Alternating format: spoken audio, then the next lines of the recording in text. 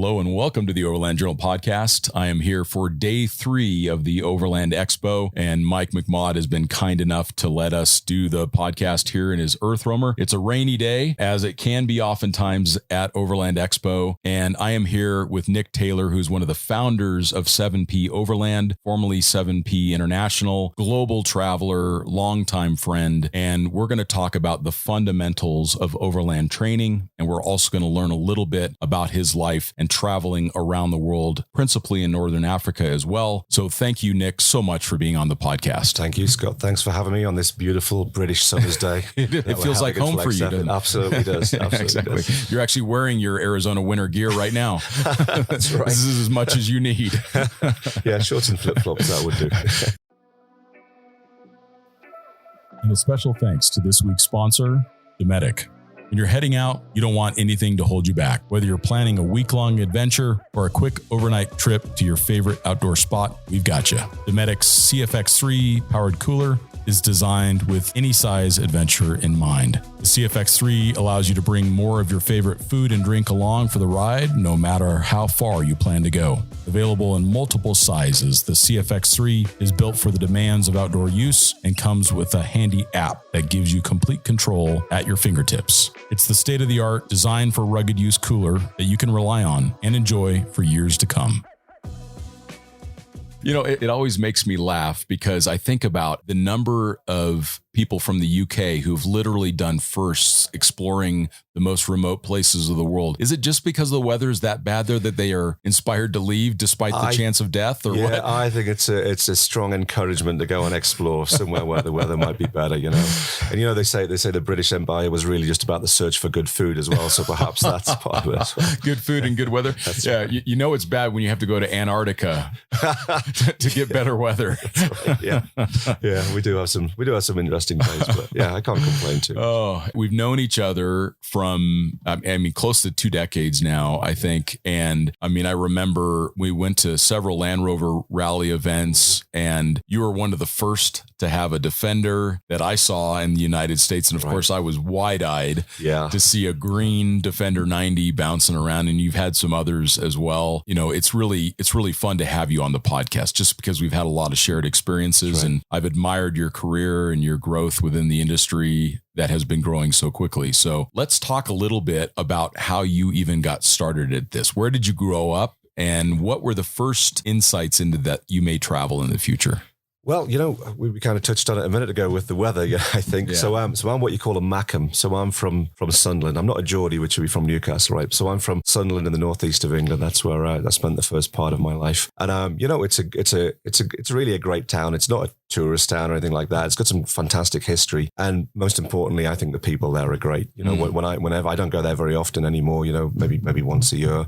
Obviously not in the past year. I haven't been there for almost 2 years now, as my mother reminds me every day when I speak with her that I haven't been there for a while. But I'll be going back soon. But as soon as you go back, it feels familiar. You know, that everybody chats with each other. Strangers say hello. It's a very sort of friendly place as well. Oh, wow. So I do like going back home, and I miss the ability just to walk to the local pub, which of course hasn't changed in decades, probably. Sure. Since my father's and grandfather's time, they would probably go to the same pub. Exactly. So I like to go home, but it's where I live now in Colorado. You know, Colorado being famous for 320 days of sunshine a year. I'm pretty sure Sunderland has 320 days of rain a year. So that kind of encouraged me to maybe search for that better weather. But also growing up, you know, I was in the Scouts and the Air Cadets, and you know, playing the boys' old games. You know, the climbing, and you know, we've got some small mountains compared to Colorado, but there are definitely mountains in character. So a lot of time outdoors and mountain biking and that kind of stuff. You know, my cousin and I were probably some of the first people to have mountain bikes in the UK in maybe 86, 87, where you know, there was no regulation, so we could actually use, as it says in the Tenners Mountains, we rode actually probably largely pushed over Helvellyn in the Lake District. I remember, you know, a bunch of stuff up in Weardale, which is the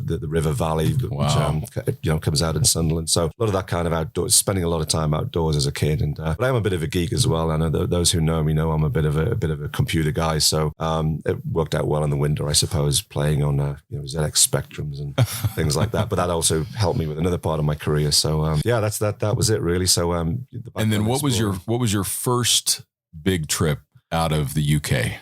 The first, well, I'd been traveling, as a lot of British people do, again, good weather, maybe going with your parents in the 70s for me, going to Spain and stuff like that. But also, there were package holidays going to Eastern Europe, which was, still under the veil of the Iron Curtain at the time. So I went to places like Bulgaria and Yugoslavia. And, as a kid and exploring, you see these different cultures and different places that just felt so different from being back home. And then, of course, flying over places where you see these big empty parts of the planet, which I'm sure we'll talk about because they have such an attraction to me. So seeing that kind of stuff, that sort of planted the seed. And then as I got older, as you go to university, you meet different people from different places, and then I was lucky enough in my first job, loads of travel, loads of European travel, loads of Asia as well, and of course the US. But it was I was spoiled as well. It was the 90s. I was working in investment banking. There was lots of money in that. I'm an engineer fundamentally. Maybe some people call it a recovering engineer, I think, right now.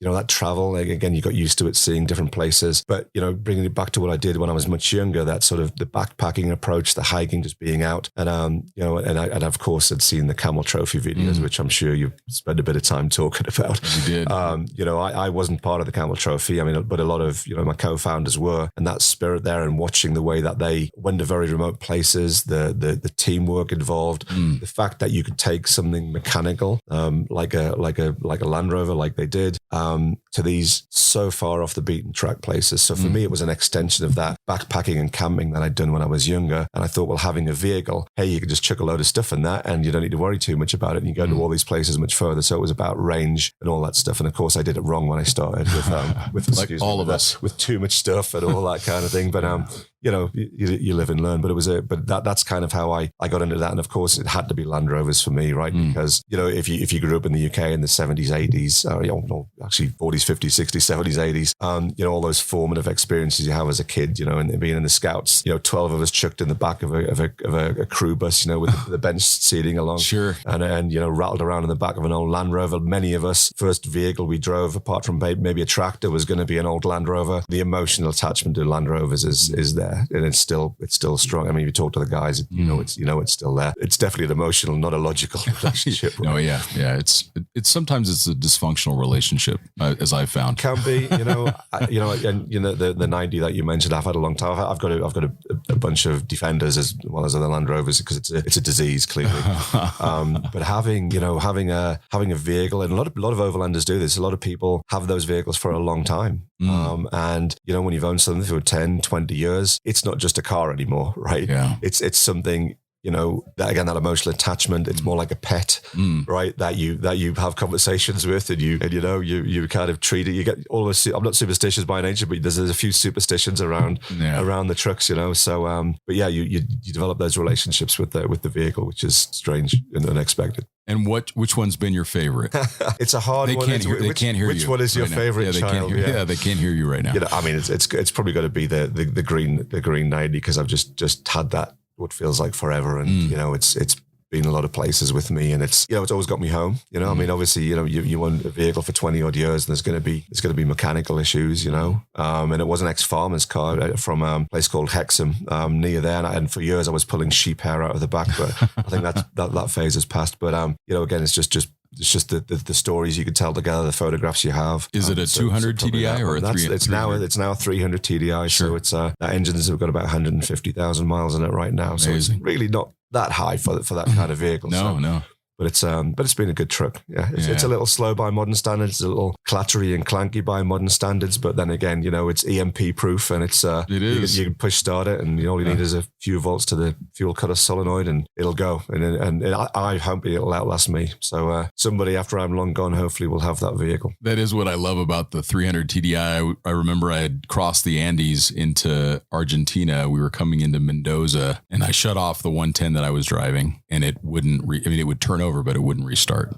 And I remembered, I'm like, it was probably Graham Jackson that told me this. He's like, Scott, it only needs a 9-volt battery to run. It's got to open the fuel solenoid. And I'm thinking, there's only one thing that this car needs to run. That's right. So I got under the hood and I'm looking around, and of course the one blade connector to that fuel solenoid had rattled off in going over the Andes and all the corrugations. I plugged it back on, fired right up again, and it was fine for the rest of the trip. So, there is there's a lot to be said about the simplicity of those vehicles. The blinkers may stop working, or there may be little things that happen. Maybe the fan blower cuts out on you or whatever, but they do tend to get you home. And that's been my experience for sure. And I also wonder if there isn't actually an advantage to the adventurer to drive a vehicle that isn't always so reliable. I mean, because I think back on the most favorite times that I've had traveling, and it's usually when something's gone wrong. So I think about like Ray Highland and his trip with his family, across what was the original first overland route in a 1950s Land Rover series truck, and like making gaskets out of people's leather hats and stuff. We were having that conversation last night. It's so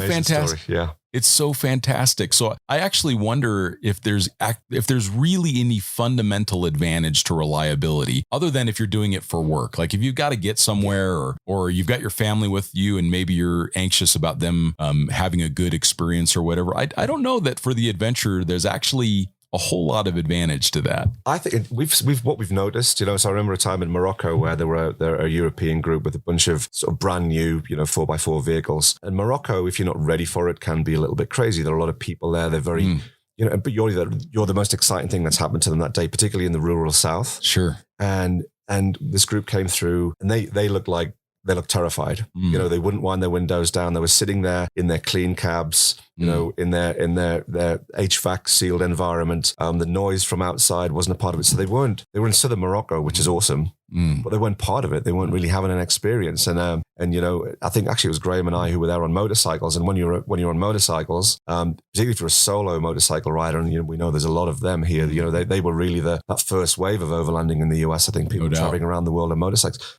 You've got to rely on people. You can't do it by yourself. So you have these kind of forced engagements with people who have so different backgrounds, different languages, different cultures, and we need more of that, I think, given the way the world is at the moment. I agree. That kind of engagement. But as a solo motorcyclist, you need a ton of that because, you have that hard week, not just day, hard week, and then you drop your bike for what feels like the 1,000th time and you're like done. And then, it's friendly locals in a very overloaded old truck will come along and they'll help you. Yes, you'll get some tea and you'll get some food and they'll pick up your bike and they'll ask where you're going, So that kind of thing you were talking about, that adventure quite naturally unrolls, right? It does. If you're in a brand new vehicle with the windows up and you're not talking to the locals, you're not experiencing it. You're there, but you're not really there. You're almost like watching a movie in a way. Yeah. You're more like a spectator instead of a participant. And on a motorcycle, you can only carry so much food. You can only carry so much fuel. You can only carry so much water. So you are very much dependent upon those small little villages along the way to find those supplies. So you got to ask questions and find out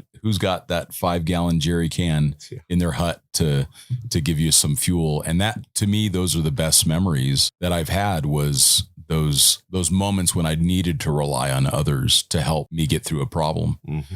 Yeah, for sure. I wonder that reliability thing, I think it makes sense though. When I first started overlanding, I had so much equipment with me and I was so concerned about my ability to solve any of the problems that I might encounter that I tried to stack the deck by driving hyper reliable vehicles like an Isuzu Trooper or a Toyota or whatever, and bringing all of the things I thought I could ever need with me. And with time, I think the motorcycle has probably been the best teacher for me because you simply can't bring that much along with you. And you do have to rely on the locals. And owning a KTM taught me about unreliable vehicles. So you start to figure it out. You make a plan. Yeah, it's and that little bit of unreliability. Then you're also thinking about, well, what spares do I need to bring and what tools? And we see folks, new folks at the training area here at the Overland Expo. Their minds are blown by, we can talk about the mechanical things, talk about fixing things, and I have to remind them, we weren't born with this knowledge.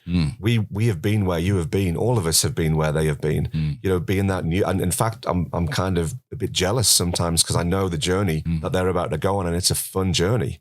20, 30 years of that, it's really exciting. And today, we've got some amazing vehicles around. We've got everything that the Jeeps are always just great. We've got things like the new Defender at the opposite end of the scale, so technology wise. Maybe the Broncos somewhere in the middle, and then all these other platforms, bigger vehicles.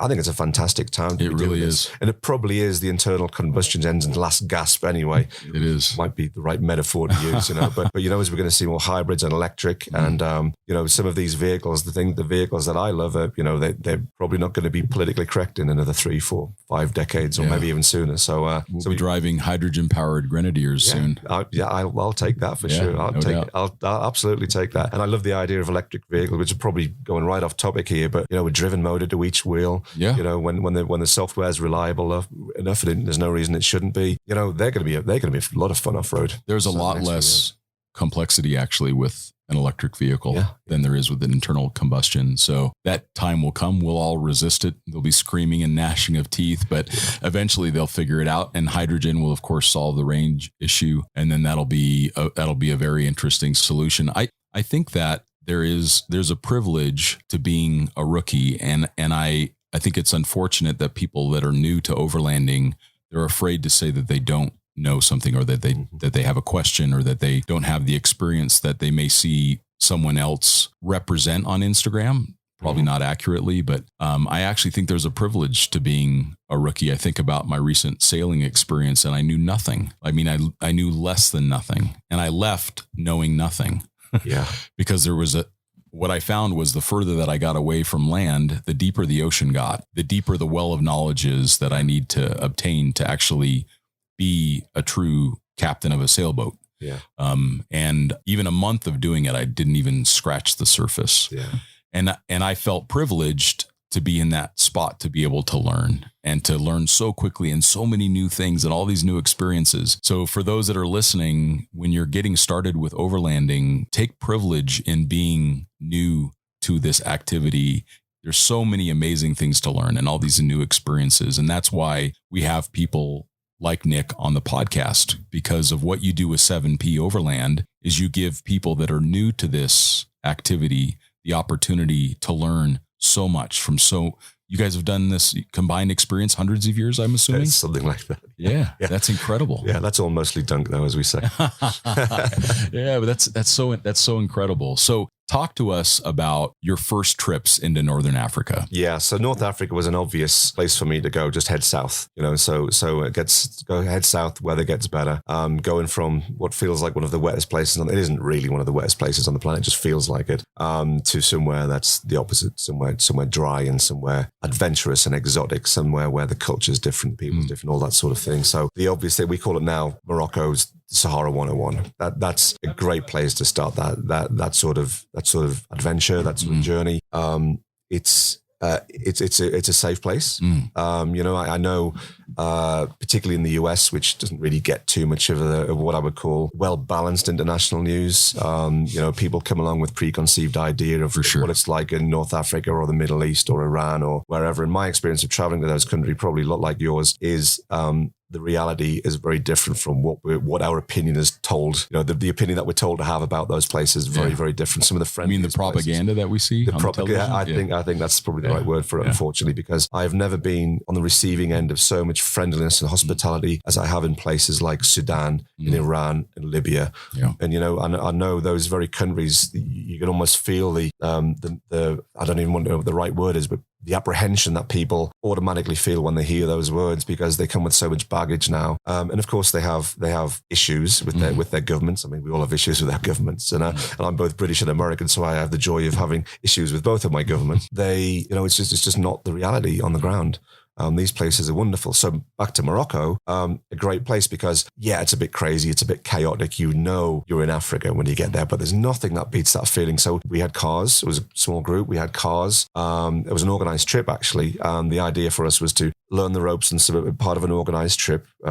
Thinking we could, because we were in our 20s, thinking we could learn all about that, our early 20s, thinking we could learn everything because, when you're a young man who's maybe 22, of course, I can learn everything like that and I'll know everything in 3 weeks. And of course, the older you get, the less you really understand, right? So That Dunning-Kruger effect comes back to bite us. Exactly. Yeah, it really does. So it's a long arc. It is. The older I get, obviously the less I realize that I know. So but that's why this stuff's fun. But especially teaching. But I'm sure we'll talk about that too. But that I remember that day distinctly because it was beautiful. We'd had a lovely drive down through. We basically got the ferry from the UK to Spain, and then we did this really lazy down through Spain and Portugal.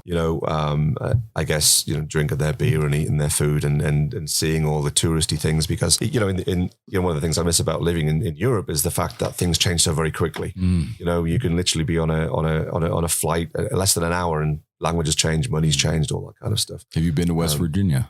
I have been to West Virginia, and I sometimes feel I haven't explored enough in the US. I've been here 20 years. It does change a lot. It does. But actually, I think a lot of British Europeans think it doesn't, but the US has a lot of culture, has a lot of history. It's just sometimes it's not in your face like the buildings you see or the pyramids or all of that stuff. But the US certainly does, and I still need to explore a bit more. But that feeling of being on the lazy journey through Spain, and then the excitement of a group loading onto the ferry. So you're in the docks in Algeciras, and it's starting to get crazy because there's a little bit of Africa there, right? There's folks who live in Morocco where they're in their very, very small car, a Ford Fiesta and Mini, and they have stuff piled on the roof to 3-car heights of stuff, those plastic bags and bungees, and they're smoking cigarettes that you can't buy in Europe, so they smell differently, and all these. So already, and you're still in Spain, you're still in Europe, the whole atmosphere has changed, and so you remember that, you remember the sights and smells, and then you get on there, and then when you're on the ferry, and it doesn't take long, right? But then you can see the coast of Africa, we're going to Africa now. And what a way to arrive in Africa on a boat. So you can see it looming in the distance, getting bigger and bigger, and the excitement's building.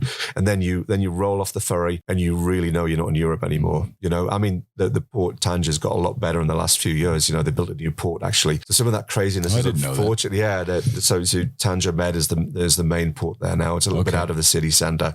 Because the one I went into was just right. You went right into the city center. You're here. Yeah. That was awesome. Welcome to what feels like medieval Morocco, but I loved it. It's changed a little bit. So, but still, it's kind of a full-on experience. You're somewhere different, and you don't, because being English by default, we don't really believe other languages exist, and we just expect everybody should speak English, right?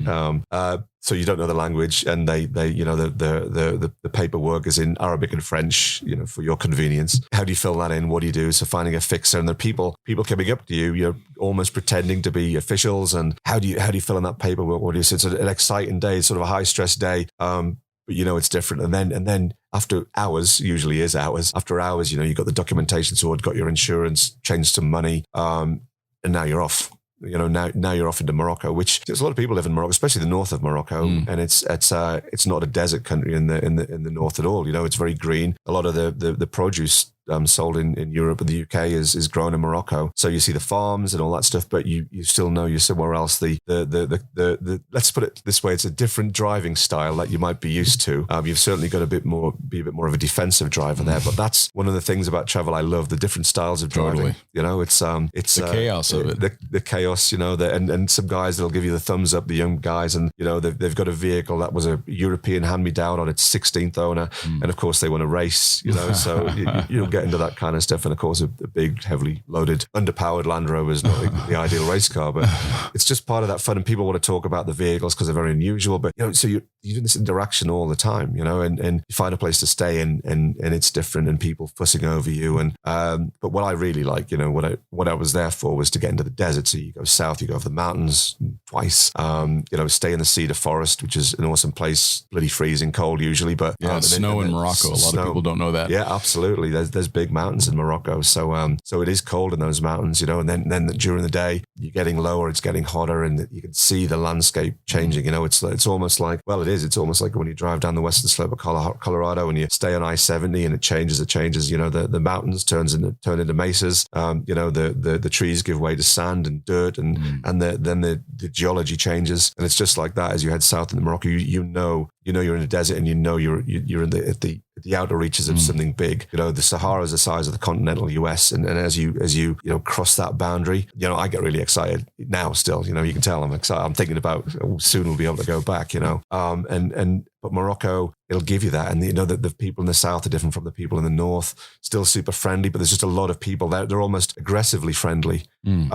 And you know, it does wear, to be honest, it does wear on you a little bit sometimes, you know, when you know, part of my idea really to go into the desert was to seek a bit of solitude, some introspection and you know, not quite, you know, sitting on top of a mountain for 6 months as a hermit, but, you know, just to sit on top of a sand dune. There's times that doesn't sound like such a bad idea either. Really, I wonder how many people are around us right now that, well, I'm pretty sure I know some of them are having that idea right now, but we are in quite a busy place, but you know, it's just that being out there and being in a different environment is so refreshing as well. You know, in my heart as well, I'm a driver, so I like it when we get to that more technical terrain. You know, I'm not the world's best off-road driver, you know, and I've learned a few things, but just to be out that with a technical challenge, you know, I like, you know, an underpowered turbo diesel engine with a manual transmission, because you're driving that car, you know, you're earning it. that car. You're earning every kilometer. Absolutely. And when at the end of the day, you know, we had traveling with Grain, we were in Mauritania a couple of years ago, and we're driving heavy, underpowered,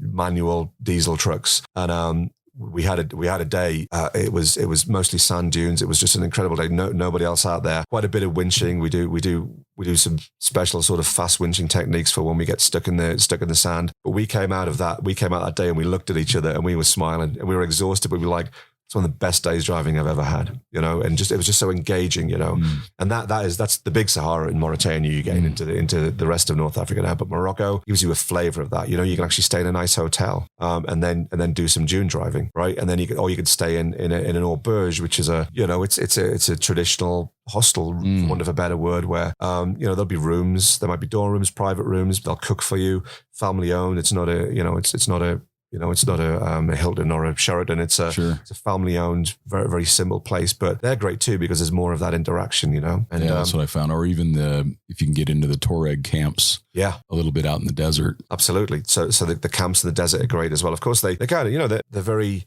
industrious, you know, the Moroccan folks, they understand how a market works. They understand capitalism, right? Just because they live in the desert doesn't mean they're not part of the 21st century. And so, you can pay to stay at one of these camps. They run it professionally. You know, they have chefs, they make great food. You know, of course, there's going to be camel rides and, you know, and you know, Mohammed's brother has the best carpets in all of Morocco. That's right. If you want to go down that route too. And his other brother has all of the meteorites that have landed out there. That's probably right. The number of people who tried to sell me meteorites in Morocco. Now is your favorite place in Morocco, is it more their food in the north, or do you prefer Mohammed in the south? What's your... Yeah, I know when you roll into Mohammed, you're going to have a good time because you're in the desert, you know, so I like it. The weather, not so much rain, right? Yeah. You know, it's just, there's just something good. It's changing rapidly though, of course, you know, a lot of the roads that we drove years ago were 25 years ago were, tracks, very indistinct tracks, easy to get lost as you go through the villages. Now the asphalt's down, they're all tarmac. So it's changing, you know, and you know, part of me thinks it is selfish thought, isn't it? Oh, just leave it the same. It's wonderful, it's beautiful, it's fun. But of course, people live there, and you know, they would much rather have a road where it takes them 10 minutes to get groceries than, you know, half a day, you know, on a horrible road that's damaging the truck that I have, which costs me a lot of my money to keep running.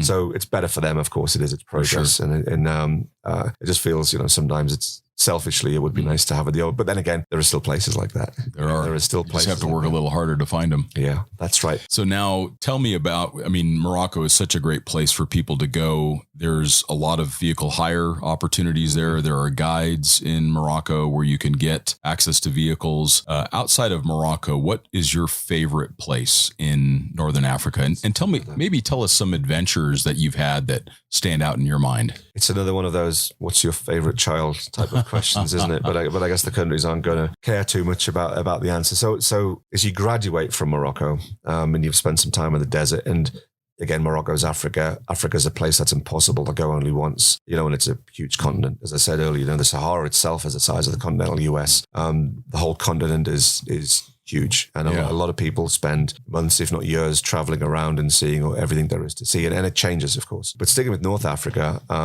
wow, you've got such a range. You know, I like Mauritania. Mauritania is a bit off the beaten path right now. They haven't decided that you need to travel with a guide or fill in, you know, have impossible permits and that kind of stuff to get. So it's still quite easy to do that. And some of the locals there who know some fantastic routes in the perhaps in the more to the east as you get towards Mali, and there's some phenomenal routes out there as well. We've scratched the surface, only merely scratched the surface of doing recce's to that part of the world. So folks are interested in the big sand driving and staying in very remote locations. That's the place. So Mauritania, I really like. It's relatively easy to get to too. The way that we would run a trip there is flying to Ouattara in the summer. There's direct flights from Paris, so you could be having a lovely meal the night before you are thrown into the chaos of Ouattara in Mauritania. In many ways, it feels like Morocco did 20 years ago. Interesting. So then you're in Mauritania, and you're in Mauritania.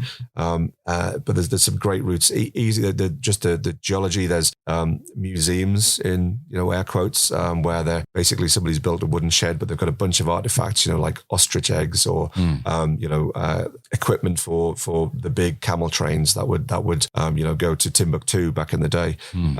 Carrying salt or spices in one direction or the other, which is a thing that's been going on for thousands of years. And we've been lucky enough to come across some huge camel trains as well, hundreds of animals still doing what they did. And it's an amazing sight because you really feel like you're looking at history at that point.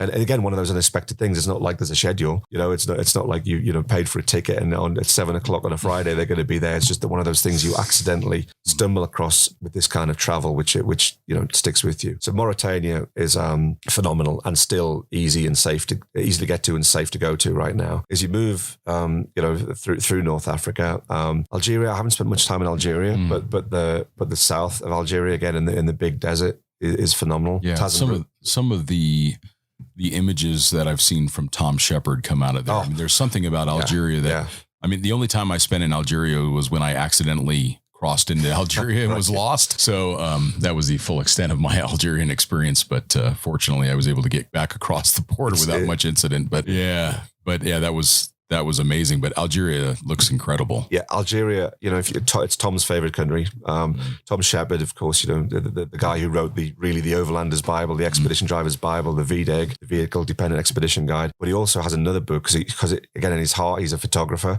and as you know, his photos are incredible. So the book he wrote, Quiet for a Tuesday, is a lovely coffee table book full of incredible imagery from Algeria. And that area in the south, the Tazen Roofed, a very remote area, difficult, not necessarily difficult, but very time consuming to get to with a vehicle. The images in his book, just look at his book, you'll want to go. Incredible. And Algeria is one of those countries where you do need a guide, but actually it's quite good because one is they know where the wells are, which is important. Obviously they know some of the routes. If anything happens, they know how to deal with it. And the best guides. And there's a chap, funny enough, Mohammed. Seriously, guide there. He is awesome. He's worked on both sides of the law, I suspect. But now he works with the government, he works with the tourist agencies, but he knows all the contacts around that blurry line of what's legal and what's perhaps not. But that's the kind of guy you want, somebody, because sometimes I think we forget in the West that's a line, and you make a very conscious decision to cross that line or not. A very conscious decision or not. It's very black and white to us. The law is the law. Not so much in other parts of the world. There's a bit of blurriness around that, and people who understand how both sides of that work, because they're both worlds that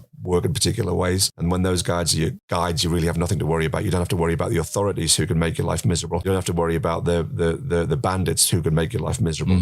None of that stuff is anything to worry about when you've got someone like that. So sometimes traveling with a guide especially one like that, is a good idea. Absolutely. It's a good idea. Yeah, it doesn't take away from the trip. Oftentimes it adds to it, yes. Because they can translate for you. They can introduce you to people. You can get people's stories that you wouldn't be able to get otherwise. Oh, yeah. Yeah. It's phenomenal. And right next door to Algeria is Libya. Very difficult to travel to now, with the human traffic elements and the not quite settled status of the government, probably.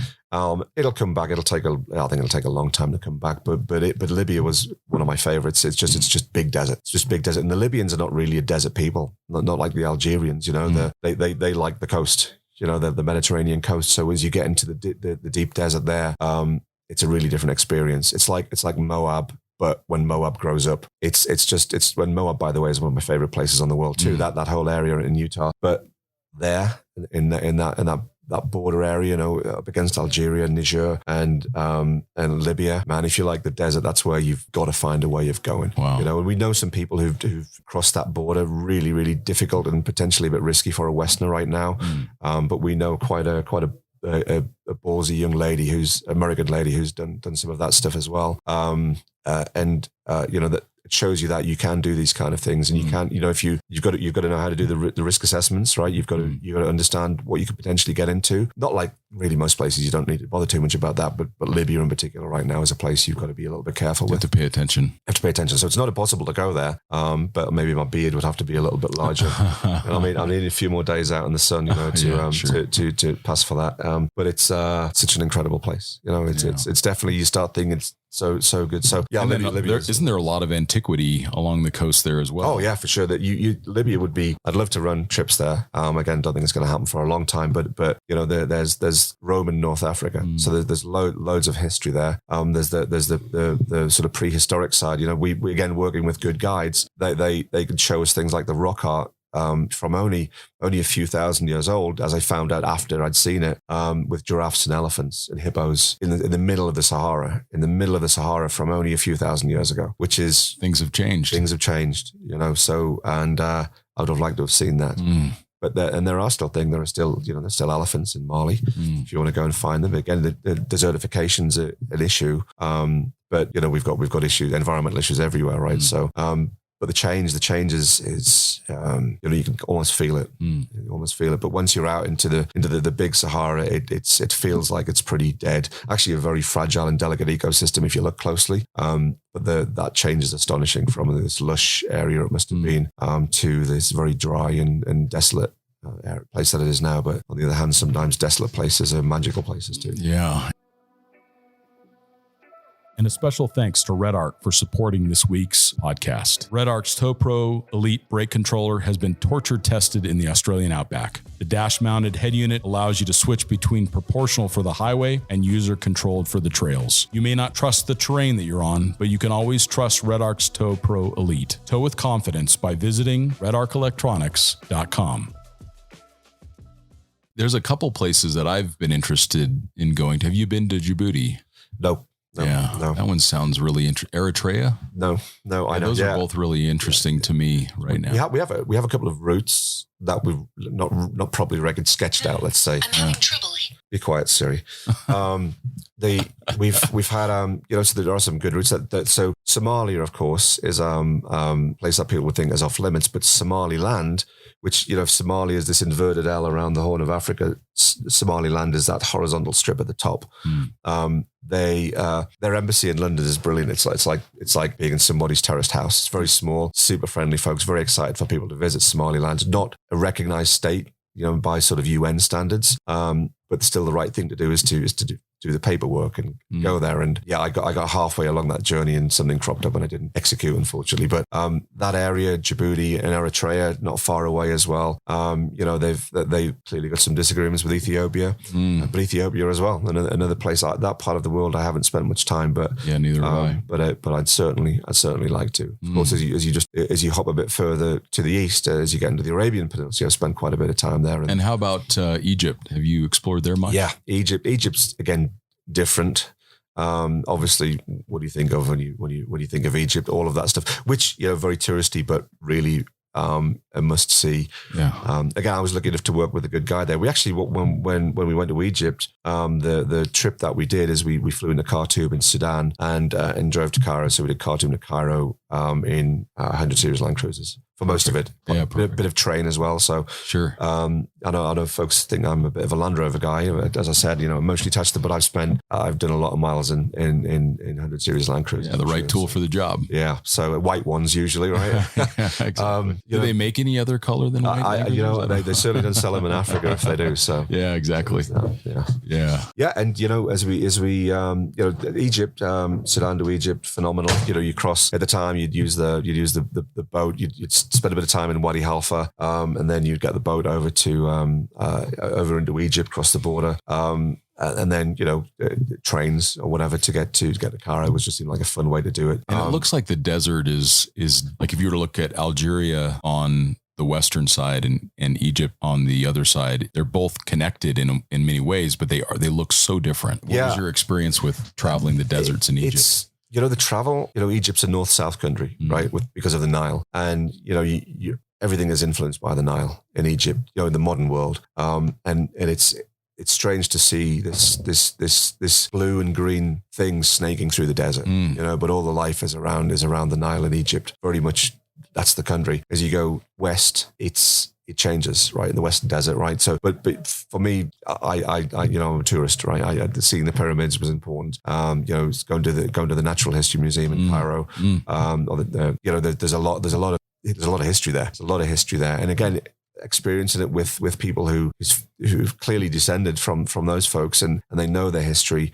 Again, a very different experience because you feel like you're a part of it. It becomes to life. That I was lucky enough actually to. There's some smaller pyramids further south, the usual suspects, in Gaza. So just a bit further south, and I was lucky enough to be in a fairly large pyramid by myself, which was one of the most eerie experiences I've ever had. Being in someone's tomb.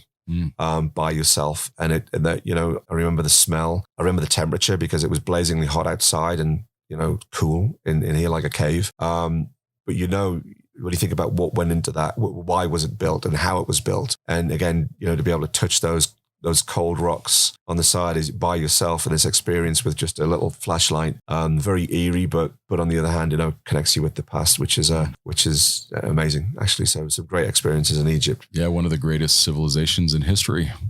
Yeah. I mean, the fact that they could muster the effort to, of course, discounting the whole alien theory, but which we'll do that for today. I'm a big fan of Stargate SG-1, so I know really what that's about. Yeah, but the amount of effort it would take to construct those. It was. And that would take a very wealthy, powerful nation to do that. And one of the modern theories is that we've thought they were slaves, but one of the more modern theories, it's been proposed that they weren't, that they were paid workers to do that, which logistically, having ran some big teams in my career, that's impressive. They must have had an impressive management structure, and the meetings must have been great, and I bet they went through a lot of PowerPoints when they were trying to do that. Yeah, you could just say, not another meeting.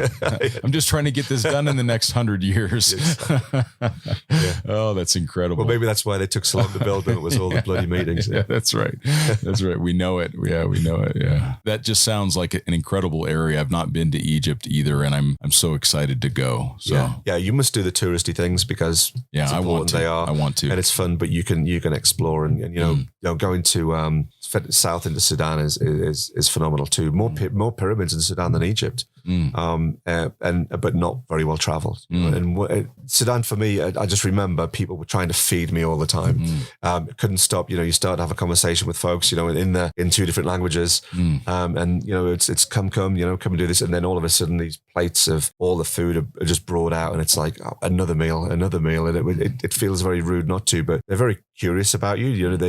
Sudan really doesn't see a lot of Western tourists, very few Americans, so they treat you exceptionally well. They're very excited to hear about, a lot of people aspire to America's values and the lifestyle. So when Americans are there, they're fascinated. If I travel on my British passport, they're just not interested. But when they hear I live in America, then they're interested. So it's curious, but exceptionally. They want to know if you know Kanye, isn't that right? That'll be right, yeah. I remember going into South Sudan from the Uganda side, and they were totally fascinated by the fact that we were there. Why would you want to be here? And I would tell them, because your country is amazing. It's beautiful. Yeah. And I'm so excited to be here. And they just felt really proud that we wanted to be there. Yeah. And that's such an important thing to remember when we travel is, first off, we're a guest in their country. So they may have beliefs and values and ethics and ways of living that are different than ours, but we need to honor all of those. And that's the reason why I don't wear shorts when I'm in certain countries, because it's actually very disrespectful for me to do that. And it's our responsibility to understand their local ways of living. Yeah, not only are we guests in their country, we're ambassadors for our own. So we don't want to make a bad impression. Americans are strange creatures in these parts of the world. Not many Americans travel to those. The Americans you meet in these parts of the world are exceptional Americans. I think they're people who've got tons of stories, who are well traveled. They have, they can hold opposing views in their head, right? Of the dichotomy of what they're told versus what they see on the ground.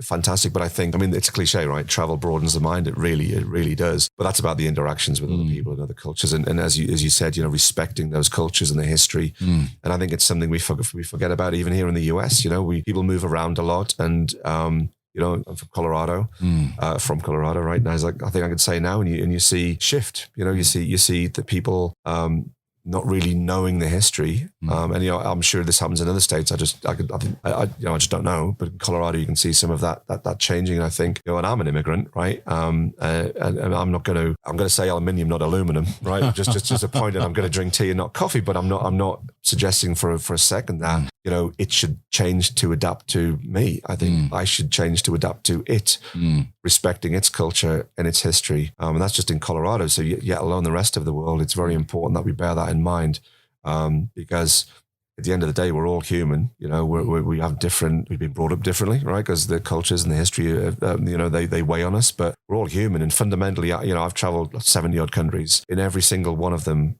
people want the same thing. They want their family, their family to do better than they did, right? They want to keep their family safe. They want to have a laugh with their mates and maybe a beer. And even in the dry countries, people, alcohol for some reason transcends all cultures. So doing that, and then they want to hear the stories from other people, the strangers who are becoming their friends, and everybody's the same. All the stuff that divides us, to me, is artificial. It doesn't really exist. It's fabricated because, one of the oldest tricks in the book is divide and conquer, right? And you feel it happening, let's say, in other large North American countries. Perhaps that's going on a bit now. And it's awful. We're all the same. We actually all want the same things in life. And why do we feel so divided?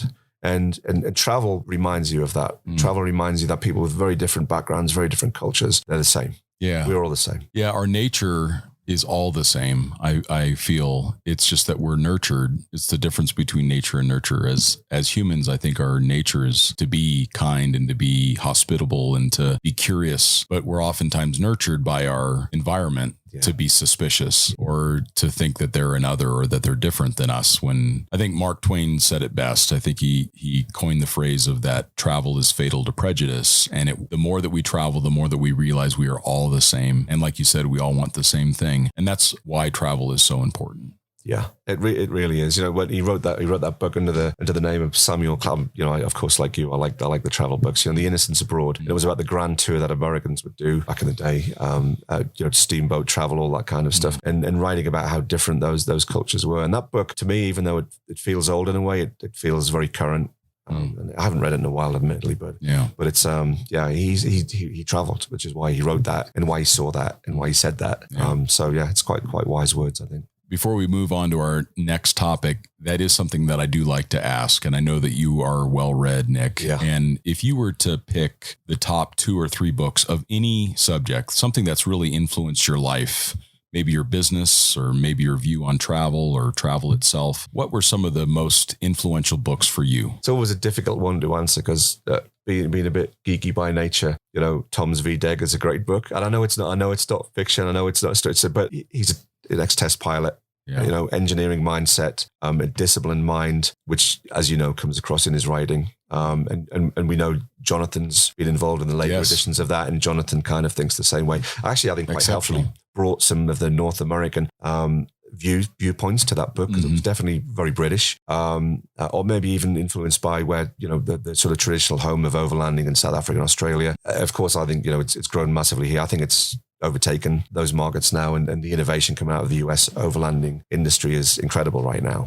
But the book, it's just geeky. It's full of tables and numbers and calculations and that kind of stuff. And you're thinking about, how much water am I going to need, and how much fuel do I need, and how do I arrange a fuel cache? And so when you read a book like that, as I did, I've got one of those ridiculously priced first editions now that you will see crop up in eBay for thousands and thousands of dollars. And that was the first thing, and actually, in line with that, I have a very beat up copy of Sahara Overland by Chris Scott, another one of my favorite books. Again, it was the promise, before I traveled, reading about his journeys through the Sahara, and I say my copy's usually in the truck when I'm in the Sahara, so it's very beat up and the pages are all brown where I've thumbed through so many times, and it almost harkens back to this time of travel that is now more difficult, not impossible, if you're willing to bend the rules a little bit. But any of those books that really make you think about, there's an idea. The Vehicle Dependent Expedition Guide, for those that are listening, if you can find a copy, Jonathan Hansen is now working with Tom Shepard on that book, and they're doing an exceptional job of keeping it up to date with the most current information. And you can find those if you just do a quick web search. I know that you can find the current copies. Some of the original hardback ones are almost impossible to find. And I remember I bought my first Vehicle Dependent Expedition Guide from a Land Rover dealership. It was this dusty copy. I mean, no one had touched it in probably years, and it was sitting on a shelf, and I opened it up and my eyes went wide of like, does this really exist? And it's a really proud possession for me. So favorite book for maybe different reasons, you know. Yeah. So it's great. I do read a lot, so having a favorite story is probably not it. I had the Usborne Guide to Spaceships when I was a kid. That's one of my favorites too. So that's pretty good. Maybe different kind of travel. How about books that have maybe changed your perception on either business or the world? Has there been anything recently that you've read that was pretty profound? You know, in my other life, I still help. I put it as I help companies, or at least in IT, get out of their own way, right? So my background was in operations and infrastructure. You know, I'm one of the guys who drags cables, and nobody cares about you until something breaks. Then everybody cares about you. So there's a book there that I think anyone sort of starting in that space, particularly maybe more junior manager, it's a book called The Phoenix Project. Anyone who's sort of been in that career and reads that book goes, oh yeah, I agree. You turn the page and you go, yep, that's exactly what happens. And it's a story about personalities, which you see in that thing. You talk about how it's perceived externally, and it helps you realize that you're not alone. It helps you realize that this is normal. And again, to the more junior folks coming up, helping manage that both internally and externally and downwards and upwards. It's a really good book. It's a really well-written book. It's kind of funny. It's a short read. Cool. So we recommend it. We dole them out to folks who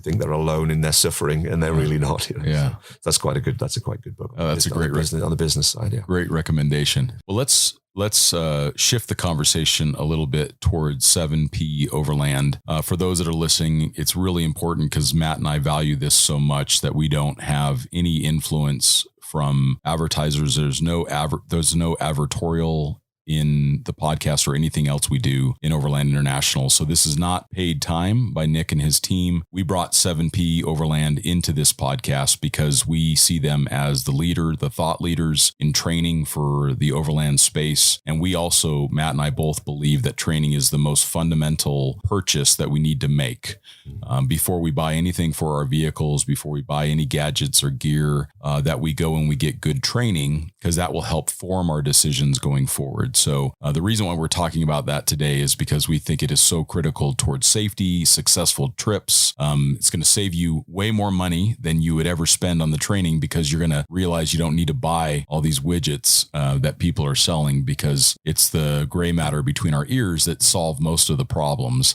as a driver. So for me, the first couple things I want to talk about is, what do you see as being the most fundamental skills that someone needs to adapt quickly or early in their process of travel? The first thing you need to do is you need to know how to make a good cup of tea.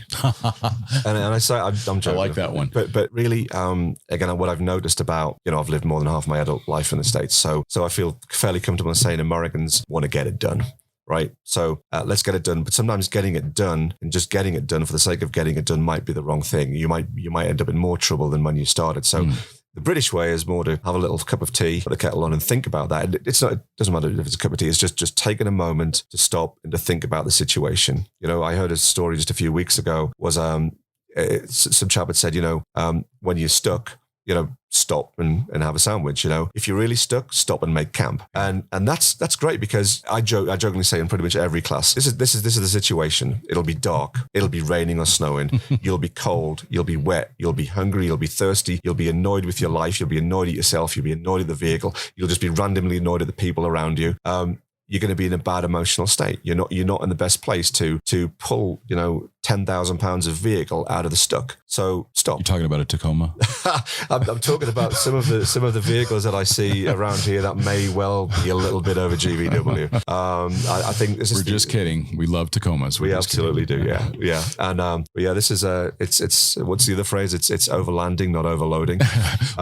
So I do love that though, because Google still changes overlanding to overloading, autocorrects. I didn't know that. Fantastic. It is fantastic. It's an irony above all ironies. Really is, yeah. But so, you've got a big heavy vehicle, you're stuck, and just stop and have a think, and what helps that thinking is, of course, is the knowledge, right? And that's, I think, what's important to us. I think we've got some great drivers on the team. We have some world-class drivers on the team. I'm a rank amateur compared to other folks on the team. But what I think more importantly, what we have world-class instructors, people who can take the things they've learned as they became world-class drivers, off-road drivers, expeditionary drivers, mobility, whatever you want to call it, take that and put it into other people's heads. That is the skill that I think we have. And if I toot our own horn a little bit, I think we do that better than anyone else.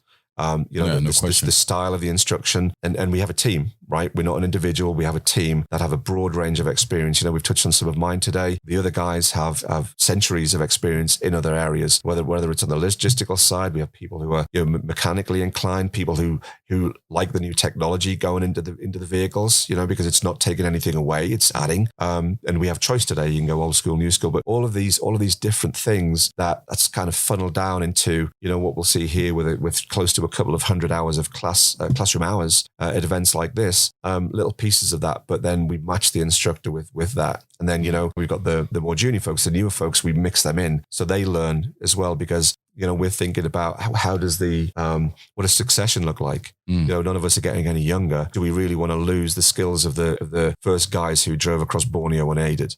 Where do they go? Do they perish with them? Do they just become stories, or do we pass on those hard-earned skills to our newer instructors, and therefore to folks who want to learn that? The instructional ability and the style and the patience and the humor, all of that stuff is really important to us. And you Scott, all of us, I think. I do. And everyone is down to earth. Everybody is open, honest, and transparent about these things. Nobody's jokingly disparaging amongst ourselves sometimes, but nobody's ever disparaging. Sure. If someone's not learning, guess whose fault that is? It's certainly not theirs, right? So we'll change track. We'll change track. We'll do something different. We'll find that person's best way of learning. And we have folks. Again, another joke I have is we do small group training over multiple days, and we have a very the ratio of instructor is usually one instructor for one person or two people. Often couples come, and maybe 3 or 4 sort of max, and that's kind of the max we get. So the joke being is, the positive thing for the client is that they get to spend 8 to 10 to 12 hours in the car with us. Of course, the downside is that they get to spend 8 to 10, 12 hours a day in the car with us. But, we don't just talk about driving and recovery. We talk about, someone's thinking about buying a huge, 40,000 pound truck, a 6x or an 8x. Go and speak to Dunk. He's done a lot of that stuff. Or somebody who says, well, what about traveling in North Africa? Yeah, go and speak to Nick. He can tell you a bit about that. So all of those things, and we love those experiences. They're a lot of fun for us because we spend so much time with these small groups. We eat, drink, and drive together. So we spend a lot of time to the stories over dinner and people finding out, and then of course, between the clients as well. Folks who, one chap who was traveling to Nevada, never been before, meets the guy from Vegas who knows all of those routes, so getting all those tips and building friendships, and we see so much of that. We see people who came along on one of our training trips or one of our travel trips, and they become friends, they stay in touch. We just did another trip, just last week actually, that basically all the people who did it last year came on the trip. So we did it slightly differently, but we see a lot of repeat. We see a lot of repeat, and that to me speaks volumes to the type of service that we offer folks, because they like the personalities, they learn a lot, and they have a fun time. Yeah, very much so. And when we recommend training, there's a few things that we always ask people to look at. So the first thing that we look at is, do the people that are doing the training have recent and relevant experience? So it's oftentimes people will say, I've been training for 30 years. Well, if they do 2 trainings a year for 30 years, that actually isn't very much experience. So I'd be more interested in the person that just got off of 5 years traveling around the world and they're training monthly. They're going to have more recent and relevant experience. And that's one of the advantages that you guys have, is that you're not only doing 4-wheel drive training, you're actively traveling around the world. You're actively leading trips around the world. So when you look at a trainer, look at their resume, and if their resume all has the 1980s or 1990s in it, then you may want to question how much they've kept their skills up to date. And also, it's just an impossibility for an individual or 2 people to stay current with all of the most recent technologies and all of these different places around the world. Nick, you've been to 70 countries, but if you look at your whole team, you guys have been to everywhere.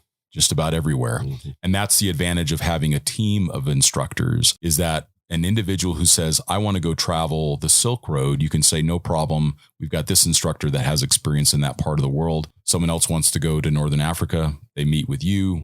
Somebody who wants to do Southern Africa, maybe they meet with Graham. Yeah. So I think one of the great strengths is that you guys have recent relevant experience. You guys are actively doing it. You have resumes that go from the 80s all the way up into the 2021. Yeah. And that's really important. You have a wide scope of experience. There's a lot of humility within your team, which means that you guys are still actively learning. What I get concerned is when you have the instructor who says that they've got all of this experience and they've got it all figured out. That means they stopped learning a long time ago. Yeah. And you need to have a team of people to challenge yourselves to continue to grow and to learn. And 7P is one of the few organizations that have that. There are definitely other organizations out there that do, but you're one of the few. And that's the reason why the Overland Expo has selected 7P as their training arm, is because you guys have this depth of experience. So I think when we ask people to look into training, that's what we tell them to look for, is for those kinds of attributes: a humility, a desire to learn, recent relevant experience, and a wide range of experience within a team of people. And I also really like the fact that you guys have brought on junior instructors and you've started to diversify your ranks, which I think the industry desperately needs. It needs more diversity and needs more experiences from different viewpoints on life. And I think that that's really important. So I think the next thing that I would like to ask is, if someone they've scheduled a training with 7P Overland, for example, and they just bought their new vehicle, they bought it, maybe a 4Runner or whatever, what would be some of the things that you would recommend them to consider preparing their vehicle for their first training session so that their vehicle is ready? Well, we get that question a lot, actually. We get, I just bought a new 4Runner. What do I need to do before I can come on your training? And the answer to that is really simple. Nothing. Yeah. Right. So nothing, because any of these vehicles, throw a cat around here right now, and any of these vehicles we'll see is absolutely suitable. Bone stock, out of off the factory floor, they are absolutely superbly capable. That's the wonderful thing about these modern 4x4s. Superbly capable. Of course, the first thing I'm going to say, what should I spend my money? I'm going to say training. Yes. But it's also the right answer. But it's a great thing, because we've seen on several occasions. I remember one gentleman in particular. We're doing some fairly basic training down in our financial training in Arizona. He comes along and he's very excited. And he'd bought a vehicle, and then he found us, and then he came along the training, and he had a short wheelbase, must have been a JK, I guess, 37s, and it was packed with stuff. And so 3 days for us, he comes up sort of sheepishly to the campfire after having explained what he wants to do is long distance, road biased travel.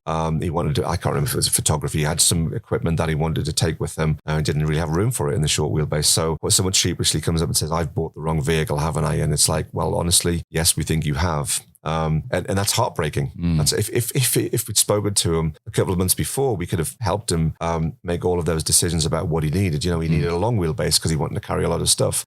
He didn't need 37s because he's spending most of his time on the road. Big aggressive 37-inch tires, not really the right thing for a lot of interstate travel. So people talk to us, and again, I mentioned people spend a lot of time in the car with us. Come along in your stock vehicle.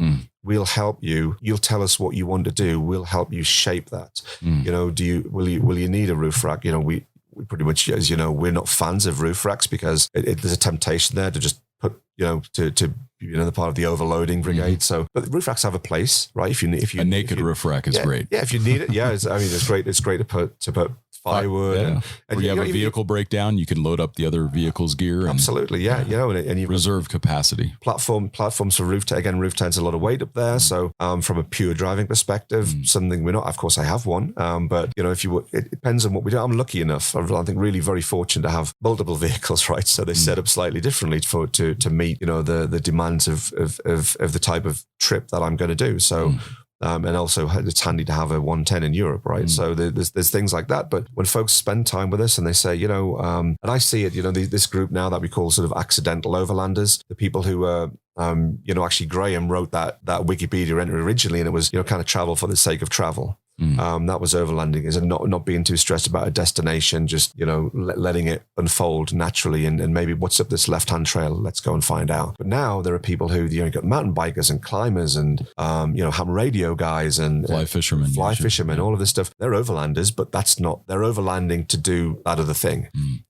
So we call them accidental overlanders. I can't remember. I apologize. I can't remember who coined that phrase. It wasn't me. But I think it's a great phrase. It's a great expression to describe, what they're doing. So they do want to outfit the vehicles in the same way, but perhaps, a fly fisherman, again, a short wheelbase thing might not be the ideal thing for them. They need a place on the roof. They might need something made of steel so they can use little magnets to keep their go rod handy, right? So there might be stuff like that that they need to think about. Mountain bikers, climate, anyone. They've got photographers. They've got all different requirements. So talk to us, and that the training does that. Not only will we teach you how the vehicle handles, you'll be familiar with it, and maybe it is, you're going to spend more time on the more technical terrain, then maybe start thinking about the suspension, maybe start thinking about tires, maybe a 2-inch lift. Sure. How does that unfold? Yeah. So of course, then we jokingly say the most important modification is going to be a fridge, right? Because we're fans of the fridge for obvious reasons. And then you can get, but the thing, sometimes I feel I pick on the vendors a little bit too much. And of course, like everyone else, I like the gear, I like the new toys. I like the jingly janglies, as Duncan would say, the shiny objects. And it's fun. And a lot of people put a lot of time and effort into doing that. I mean, some of the electrical system builds I've seen, wow, and that's not people who are professional. That's people who've done this because they've taken months of time, care, and attention to make that the right thing to do.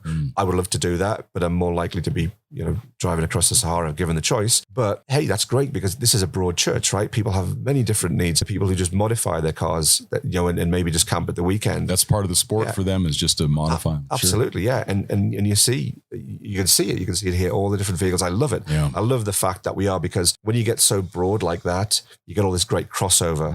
And again, another Duncanism is every day is a school day. So not only actually do we learn when we're teaching, which is actually teaching is the best way to learn. Complete newbies ask these questions that we may not have considered. So we think about it and come up with a good answer. But it's just looking at the vehicles and the setups, you're learning there as well. And then when you think, that thing that this mountain biker did on his vehicle, that's fantastic because that'll work really well for this other thing over here. Sure. So, the crossover we're seeing now and these ideas, and I touched on earlier, the traditional overlanding, which came out of, South Africa and Australia.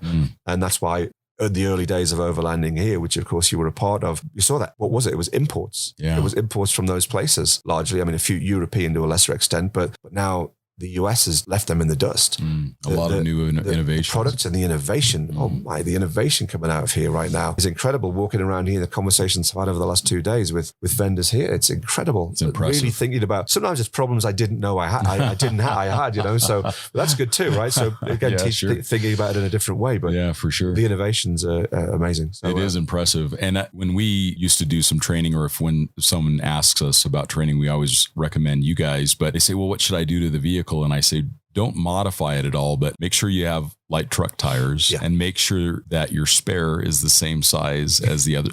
Oftentimes that's not the case. And then I also tell them to make sure that they have front and rear recovery points, because it's interesting. You can have a lot of vehicles now that look very capable off-road, but they don't have front recovery points. And that, it doesn't mean that you can't do training without front recovery points, but it's something that you should let your instructor know. And then they may have recommendations of make sure you get front and rear recovery points. But it's interesting the number of people that I had. And the last thing that I would always tell them is make sure that you've done a check of the four-wheel drive, because we would have people come to training and they would push the button or turn the switch and nothing happens. And then they've lost that whole opportunity for training, or it really compromises what they can learn. So yeah, doing a full systems check of the four-wheel drive, light truck tire, make sure you got a set of 5 that are all the same size, and then front and rear recovery points, and then the learning can begin. That's right. And when people book training with us, we ask them to send us some photos of their vehicle. Yeah. A little text box description. And it's great. We had this little, I assume people put tiny little bit of detail in that text box, but as it turns out, people want to write a story about their vehicle,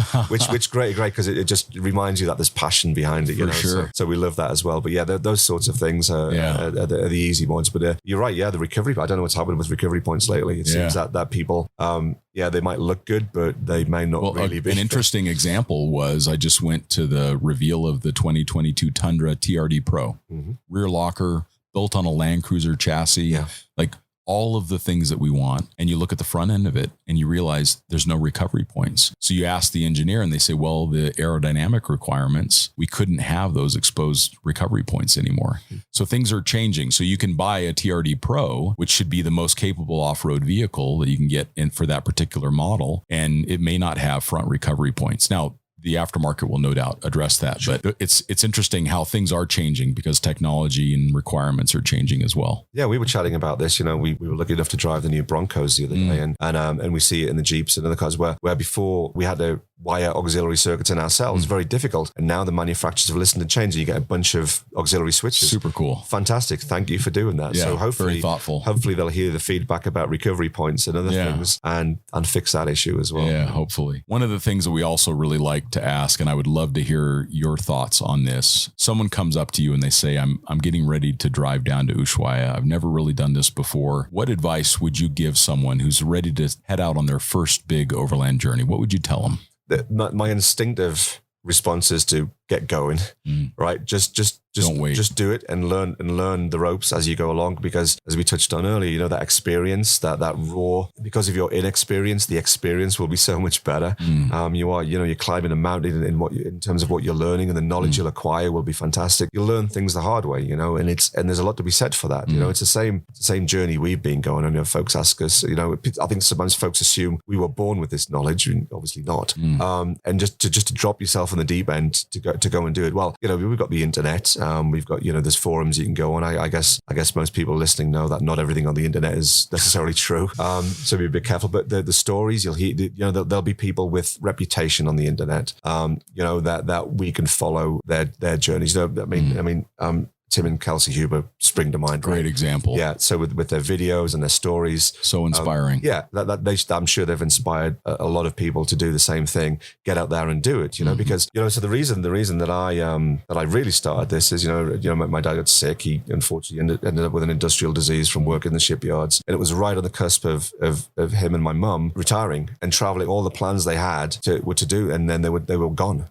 They were just gone. And I'm in my early 20s when this happens, and I'm thinking, no way, I'm not waiting to do any of that stuff. I'm going to go and do it. So I did. I just jumped in the deep end, knew a little, found a VDEG and a copy of Sahara Overland and thought, I'm doing that.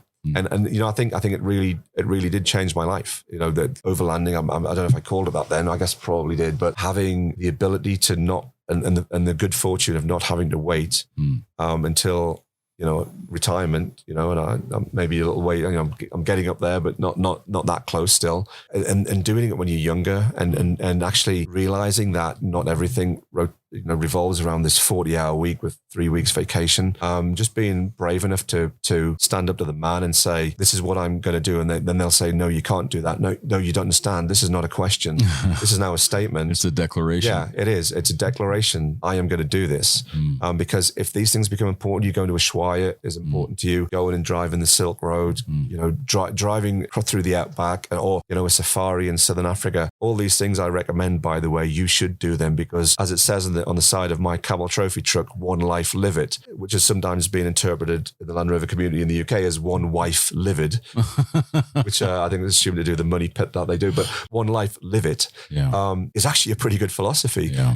Every time I see that truck, it reminds me, you know what, I can stay at home, and there'll always be another PowerPoint or spreadsheet or meeting or call to make. But you know what? I don't remember a meeting that I did last week.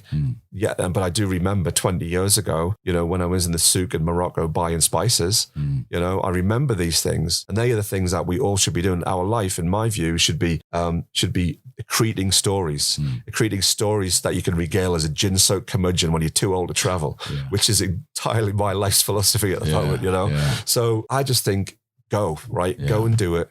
Learn on the way. I mean, with a bit of common sense.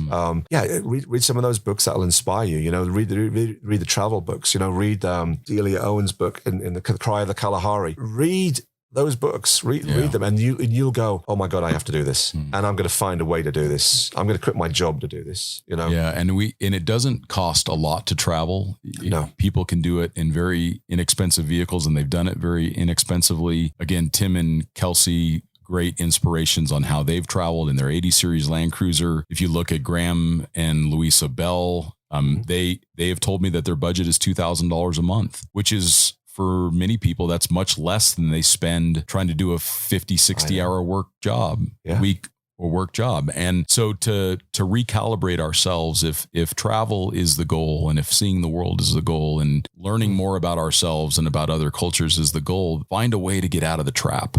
Yeah. Don't go into debt to get that widgety thing. No. I have a good example, actually. It's a good friend of mine who I met on my first trip, a chap called Jim, who lives in the Northwest. And I met him as he'd taken a year, him, his wife, and his 2 kids, to travel around the world in a Mongolian Camel Trophy Discovery, right? So from the Mongolia event, they traveled all around the world. The kids, at a young age, got to see North Africa, the Middle East. They spent 3 months in India, and they worked their way, to the far side of the Pacific from the US. So you're on the road living out that discovery. And so he gets back home, interviewed by the local paper, and people reached out to him. And bear in mind, this is about 20 years ago. I had dinner with a chap who was very interested in recreating that trip and said, what does that trip cost? Like $40,000, which, it's a lot of money, but the guy's, kind of shaking his head, said, wow, that's a lot of money to do on a trip like that. And Jim points at the $80,000 BMW the guy drove up in and reminded him gently that perhaps you need to think about your priorities, So, I mean, an $80,000, especially back then, is a very, very nice car. And I'm sure every time you get in that, it feels great and you feel comfortable with your purchase and you enjoy every moment of ownership. Yeah, but you know what? A year around the world with your kids when they're growing up, experience the history and the cultures and everything the planet has to offer. It's priceless. What do you think that's worth? Yeah. Is that worth getting a little bit of a smaller car? I mean, and a $50,000 car is still a pretty good car. Yeah. Again, at 2,000 prices. Or even a $10,000 Honda to get you to work and back, so you can save money to go see the world. Yeah, no kidding. We see a lot of people like that. People working, and the travel bugs got them. And I can't help but think as well that maybe with last year in 2020 and COVID, it's changed the American mindset a little bit to realizing that that working and then looking forward to the retirement. These kind of blocks of life that almost feel they're dictated to you. It feels like you're not writing a book; you just read the instruction manual. Maybe that's going to change a little bit. I hope it does, because I hope it does, because we're not guaranteed tomorrow. I mean, I think about even my parents, my mom diagnosed with Alzheimer's as my parents are retiring, and you don't know.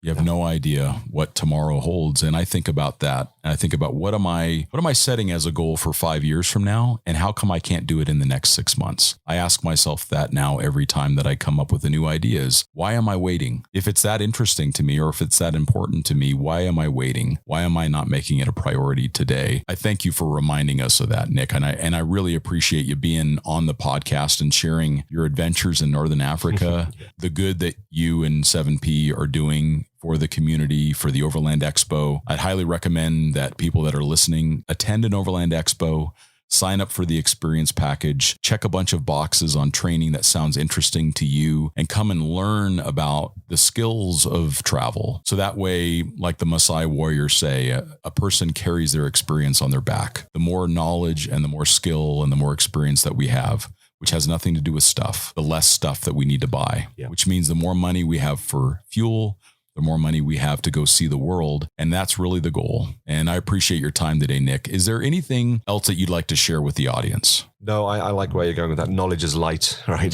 It is. It's easy to take with you, and I think it's important as well that some of this stuff is perishable skills. Like, for example, I used to say, I can't splice to save my life. I probably can splice just well enough to save my life, but the tying the knots, the splicing stuff, which is enormously popular classes.